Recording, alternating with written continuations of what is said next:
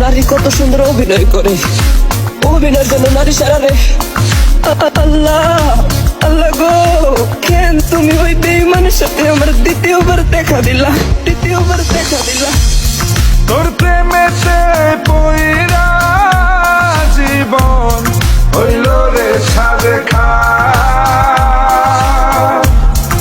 এখন আমার রইল বাকি শুধু অন্ধকার। এখন আমার রইল বাকি শুধু অন্ধকার। কতটা বেঈমান হলে